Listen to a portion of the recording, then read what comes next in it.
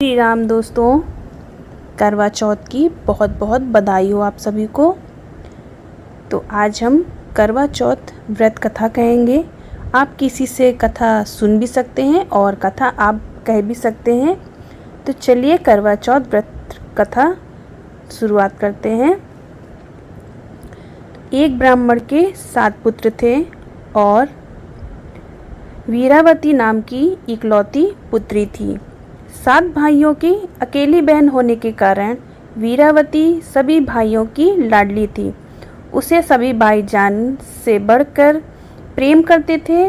कुछ समय बाद वीरावती का विवाह किसी ब्राह्मण युवक से हो गया।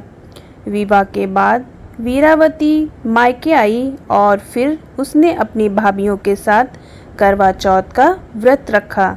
लेकिन शाम होते होते वह भूख से व्याकुल हो उठी।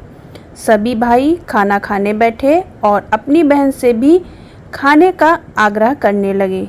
लेकिन बहन ने बताया कि उसका आज करवा चौथ का निर्जला व्रत है और वह खाना सिर्फ चंद्रमा को देखकर उसे अर्घ्य देकर ही खा सकती है। लेकिन चंद्रमा अभी तक नहीं निकला है, इसलिए वह भूख प्यास से व्याकुल हो उठी। वीरावती की ये हालत उसके भाइयों से देखी नहीं गई और फिर एक भाई ने पीपल के पेड़ पर एक दीपक जलाकर चलनी की ओट में रख देता है। दूर से देखने पर वह ऐसा लगा कि चांद निकल आया है। फिर एक भाई ने आकर वीरावती को कहा कि चांद निकल आया है, तुम उसे अर्घ्य देने के बाद भोजन कर सकती हो।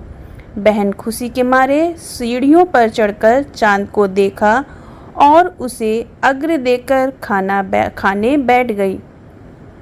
उसने जैसे ही पहला टुकड़ा मुंह में डाला तो छींक आ गई। दूसरा टुकड़ा डाला तो उसमें बाल निकल आया। इसके बाद उसने जैसे ही तीसरा टुकड़ा मुंह में डालने की कोशिश की तो उसके पति की मृत्यु का समाचार उसे मिल गया। उसकी भाभी उसे सच्चाई से अवगत कराती हैं कि उसके साथ ऐसा क्यों हुआ।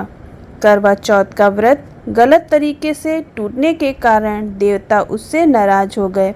एक बार इंद्रदेव की पत्नी इंद्राणी करवा चौथ के दिन धरती पर आई और वीरावती उनके पास गई और अपने पति की रक्षा के लिए प्रार्थना की।